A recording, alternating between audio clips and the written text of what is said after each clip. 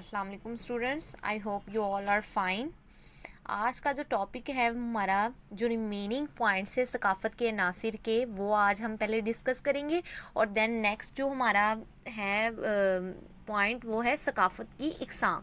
उसके अंदर 4 आपकी सकाफ़त की इकसाम है, वो हम आज के लेक्चर में डिस्कस करेंगे।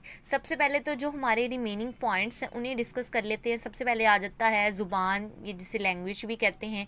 अब ज़राए अबलाग का ज़रिया जो होता है वो हमारी ज़ुबान होती है। अब जैसे हम मुल्क पाकिस्तान में रह रहे हैं तो मोस्टली हम लोग कम्युनिकेशन का ज़रिया जो है वो हमारा उर्दू लैंग्वेज है। ठीक है, उर्दू के साथ हम लोग एक दूसरे के साथ कम्युनिकेट करते हैं। ठीक है, इसी तरह अगर मैं कहूँ कि अगर आप बाहर के ममालिक में चले जाते हैं तो वहाँ पे आपकी लैंग्वेज जाके चेंज हो जाती है। आपका कम्युनिकेशन का जो ज़रिया है ताकि आप अपनी बात उनको समझा सकें तो आप इंग्लिश लैंग्वेज का इस्तेमाल करते हैं। अब ज़रूरी नहीं कि हर सोसाइटी या हर कंट्री में लैंग्वेज सेम हो सकती है। अब हम लोग एज अ पाकिस्तानी हम लोग उर्दू है हमारी कौमी ज़ुबान। इसी तरह अगर आप इंडिया में चले जाएँ तो वो आपको हिंदी बोलते नज़र आएंगे। इसी तरह आप यूरोपियन कंट्रीज़ में चले जाएँ तो वो आपको इंग्लिश लैंग्वेज में बात करते नज़र आएंगे। ठीक है, नेक्स्ट पॉइंट हमारा आ जाता है मुस्तहबात। ठीक है, इसको सैंक्शंस भी कह लेते हैं, यानी सज़ा का अमल जो है। इसमें 2 तरह की सैंक्शंस आ जाती हैं, हमारी रस्मी मुस्तहबात और गैर रस्मी मुस्तहबात। अब जो रस्मी मुस्तहबात क्या होती हैं कि रियासत की तरफ से जो कानून की खिलाफ वर्जी करने पर आपको सज़ा मिलती है वो रस्मी मुस्तहबात में आती है। जैसे कि चोरी की सज़ा है, या किसी को कत्ल करने की सज़ा है, या डकैती करते हैं आप किसी जगह पे तो उसकी जो सज़ा है जो रियासत की तरफ से दी जाती है तो उसको हम रस्मी मुस्तहबात कहते हैं। इसी तरह गैर रस्मी मुस्तहबात क्या है कि झूठ बोलना, बड़ों का अदब ना करना। ठीक है, मजम्मत तो इन चीज़ों की भी की जाती है बट रस्मी तौर पे ये नहीं होती, या आप कह लें कि according to rules and regulation ये चीज़ नहीं होती। अब जो सेकेंड पॉइंट है हमारा, ये थर्ड पॉइंट है, वो है हमारा मामूलात। ठीक है, जिसको नॉर्म्स भी हम लोग कह लेते हैं। अब मामूलात वो चीज़ें होती हैं जो सोसाइटी हमसे तवक्कुआत रखती है कि हम ये करेंगे। ठीक है, या जिसके बारे में सोसाइटी ने एक अच्छे कामों में उसका कंसीडर किया हुआ है। जैसे कि अगर हम कहीं इंस्टीट्यूशन में पढ़ने जा रहे हैं तो एज अ स्टूडेंट हमारा फ़र्ज़ है कि हम क्लास में शोर ना करें, टीचर का लेक्चर ध्यान से सुने। ठीक है, पूरी अटेंटिव से सुने। और इसी तरह अगर हमसे गलती हो जाती है तो फ़ौरन हम उस इंसान से फ़ौरन अपोलोजाइज़ कर लें, फ़ौरन माफ़ी मांग लें। ठीक है, नेक्स्ट आ जाता है इक़्तिदार हमारी क्या है, यानी वैल्यूज़ हमारी क्या है as a Muslims, as a Pakistani, या एज अ अच्छे शहरी होने के नाते हमें क्या हमारी इक़्तिदार है कि बड़ों का अदब करना और छोटों से शफ़क़त के साथ पेश आना। ठीक है, ये अब जो रिमेनिंग पॉइंट्स थे वो मैंने आप लोगों को अच्छे से डिटेल से बता दिए हैं। ठीक है, अब आप अपनी वर्ड्स में भी इसको लिख सकते हैं। ठीक है, कॉन्सेप्ट मैंने आप लोगों को दे दिया है। नेक्स्ट आ जाते हैं अब हम लोग सकाफ़त की इकसाम के अंदर, जिसके अंदर सबसे पहले आ जाती है मादी सकाफ़त, फिर आ जाती है गैर मादी सकाफ़त, हकीकी सकाफ़त आ जाती है और मिसाली सकाफ़त आ जाती है। बुक से आप लोग पेज नंबर निकालेंगे 138। ठीक है, इसके अंदर सकाफ़त की इकसाम दी गई है। सबसे पहले हम पढ़ते हैं मादी सकाफ़त के बारे में।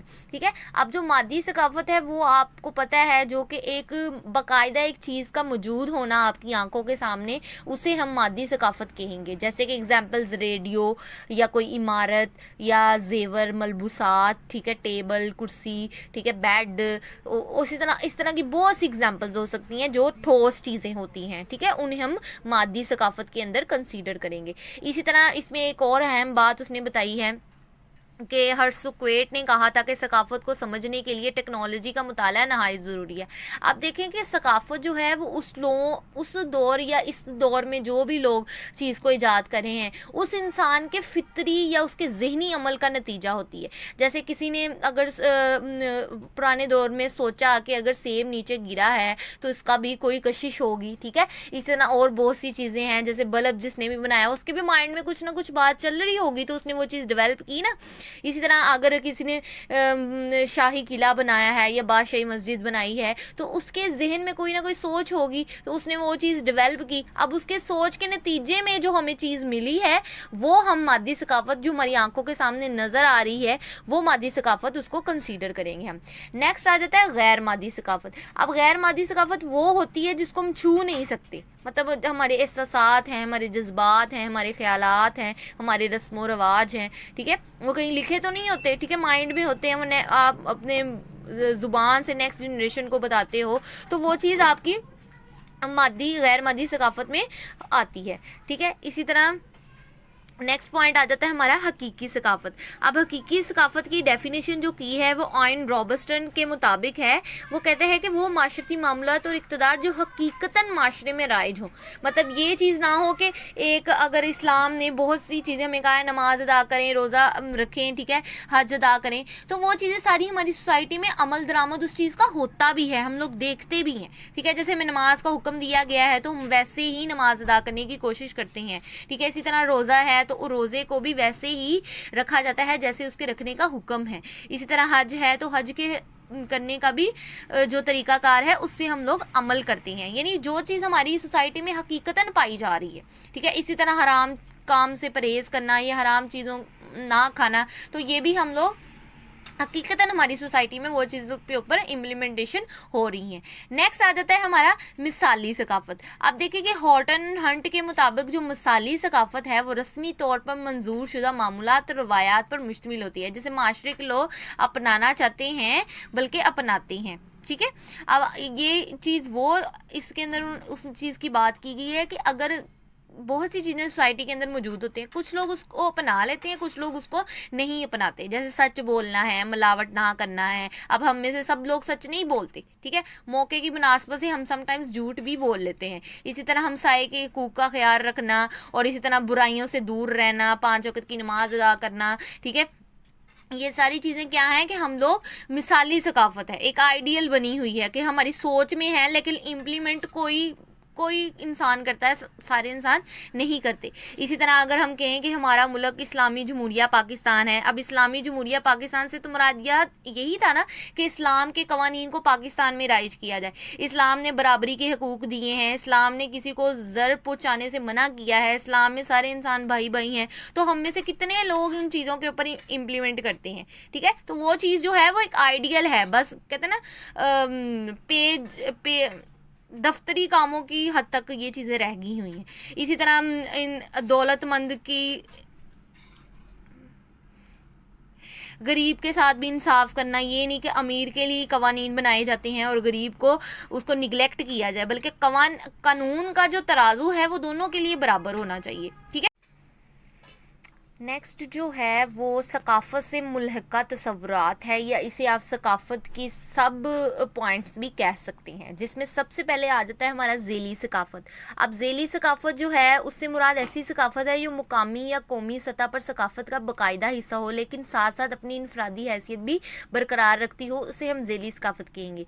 जैसे हम एज आ पाकिस्तानी, उर्दू हमारी जो है वो कौमी ज़ुबान है, लेकिन एज आ अगर हम पंजाबी हैं तो हमारी जो पंजाबी लैंग्वेज होगी। ठीक है, तो हमारे पाकिस्तान में अगर 4 प्रोविंसेस हैं तो हर प्रोविंस की अपनी अपनी लैंग्वेज है, तो वो जो लैंग्वेज है या वो जो कल्चर है या उस सोसाइटी के लोगों की जो रवायात हैं तो वो ज़ेली सकाफ़त के अंदर आएंगी। ठीक है, इसके ज़ेली सकाफ़त की जो तारीफ़ है वो हॉटन एंड हंट ने अपनी किताब सोशियोलॉजी में इन अल्फाज में की है कि सकाफ़त के ऐसे नमूने जो उमूमी सकाफ़त से वाबस्ता होते हों भी अपनी अपनी अलग शनाख्त के मालिक हों। अब देखें ना, एज आ पाकिस्तानी हमारी अलहदा से सकाफ़त है, लेकिन अगर हम एज आ पंजाबी हैं तो हमारी वो अलहदा से सकाफ़त है और वो भी हमारे लिए बहुत ज़्यादा अहमियत की हामिल है।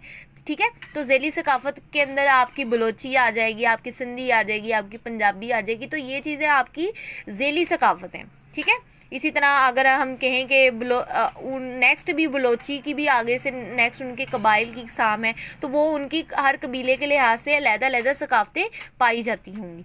नेक्स्ट आ जाता है सकाफ़ती अज़ाफ़ियत। ठीक है, हॉटन एंड हंट सकाफ़ती अज़ाफ़ियत के मुतल्लिक़ अपनी किताब सोशियोलॉजी में जो उसने तहरीर किया है कि कोई वसफ़ अपनी मायनी और कारकर्दगी सकाफ़त से वाबस्ता होकर अदा करता है। मतलब जो चीज़ उनकी सकाफ़त में अच्छी समझी जाती है उसको वो अपनी सकाफ़त में ऐड कर लेते हैं।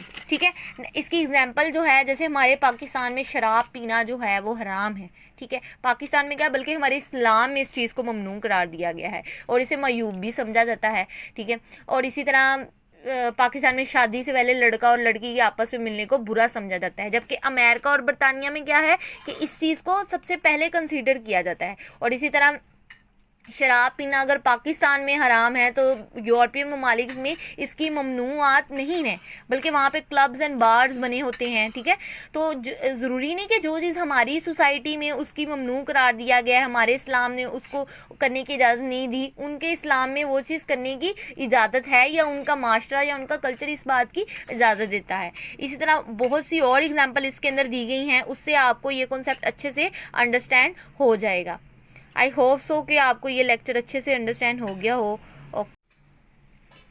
नेक्स्ट जो है वो सकाफ़त से मुल्हका तसव्वुरात है, या इसे आप सकाफ़त की सब पॉइंट्स भी कह सकते हैं, जिसमें सबसे पहले आ जाता है हमारा ज़ेली सकाफ़त। अब ज़ेली सकाफ़त जो है उससे मुराद ऐसी सकाफ़त है जो मुकामी या कौमी सतह पर सकाफ़त का बाकायदा हिस्सा हो, लेकिन साथ साथ अपनी इनफरादी हैसियत भी बरकरार रखती हो, उसे हम ज़ेली सकाफ़त कहेंगे। जैसे हम एज़ आ पाकिस्तानी उर्दू हमारी जो है वो कौमी ज़ुबान है, लेकिन एज़ आ अगर हम पंजाबी हैं तो हमारी जो पंजाबी लैंग्वेज होगी। ठीक है, तो हमारे पाकिस्तान में अगर 4 प्रोविंसेस हैं तो हर प्रोविंस की अपनी अपनी लैंग्वेज है, तो वो जो लैंग्वेज है या वो जो कल्चर है या उस सोसाइटी के लोगों की जो रवायात हैं तो वो ज़ेली सकाफ़त के अंदर आएंगी। ठीक है, इसके ज़ेली सकाफ़त की जो तारीफ़ है वो हॉटन एंड हर्ड ने अपनी किताब सोशियोलॉजी में इन अल्फाज में की है कि सकाफ़त के ऐसे नमूने जो उमूमी सकाफ़त से वाबस्ता होते हों भी अपनी अपनी अलग शनाख्त के मालिक हों। अब देखें ना, एज़ आ पाकिस्तानी हमारी अलहदा से सकाफ़त है, लेकिन अगर हम एज़ आ पंजाबी हैं तो हमारी वो अलहदा से सकाफ़त है, और वो भी हमारे लिए बहुत ज़्यादा अहमियत की हामिल है। ठीक है, तो ज़ेली सकाफ़त के अंदर आपकी बलोची आ जाएगी, आपकी सिंधी आ जाएगी, आपकी पंजाबी आ जाएगी, तो ये चीज़ें आपकी ज़ेली सकाफ़त हैं। ठीक है, इसी तरह अगर हम कहें कि नेक्स्ट भी बलोची की भी आगे से नेक्स्ट उनके कबाइल की इकसाम है, तो वो उनकी हर कबीले के लिहाज से अलग-अलग सकाफ़तें पाई जाती होंगी। नेक्स्ट आ जाता है सकाफ़ती अज़ाफ़ियत। ठीक है, हॉटन एंड हर्ड सकाफ़ती अज़ाफ़ियत के मुतल्लिक़ अपनी किताब सोशियोलॉजी में जो उसने तहरीर किया है कि कोई वसफ़ अपनी मायनी और कारकर्दगी सकाफ़त से वाबस्ता होकर अदा करता है, मतलब जो चीज़ उनकी सकाफ़त में अच्छी समझी जाती है उसको वो अपनी सकाफ़त में ऐड कर लेते हैं। ठीक है, इसकी एग्जांपल जो है, जैसे हमारे पाकिस्तान में शराब पीना जो है वो हराम है। ठीक है, पाकिस्तान में क्या, बल्कि हमारे इस्लाम में इस चीज़ को ममनू करार दिया गया है और इसे मयूब भी समझा जाता है। ठीक है, और इसी तरह पाकिस्तान में शादी से पहले लड़का और लड़की के आपस में मिलने को बुरा समझा जाता है, जबकि अमेरिका और बरतानिया में क्या है कि इस चीज़ को सबसे पहले कंसीडर किया जाता है। और इसी तरह शराब पीना अगर पाकिस्तान में हराम है तो यूरोपियन ममालिक में इसकी ममनूआत नहीं है, बल्कि वहाँ पे क्लब्स एंड बार्स बने होते हैं। ठीक है, तो ज़रूरी नहीं कि जो चीज़ हमारी सोसाइटी में उसकी ममनू करार दिया गया है, हमारे इस्लाम ने उसको करने की इजाज़त नहीं दी, उनके इस्लाम में वो चीज़ करने की इजाज़त है, या उनका माशरा या उनका कल्चर इस बात की इजाज़त देता है। इसी तरह बहुत सी और एग्जाम्पल इसके अंदर दी गई हैं, उससे आपको ये कॉन्सेप्ट अच्छे से अंडरस्टैंड हो जाएगा। आई होप सो कि आपको ये लेक्चर अच्छे से अंडरस्टैंड हो गया हो। ओके, अल्लाह हाफिज़।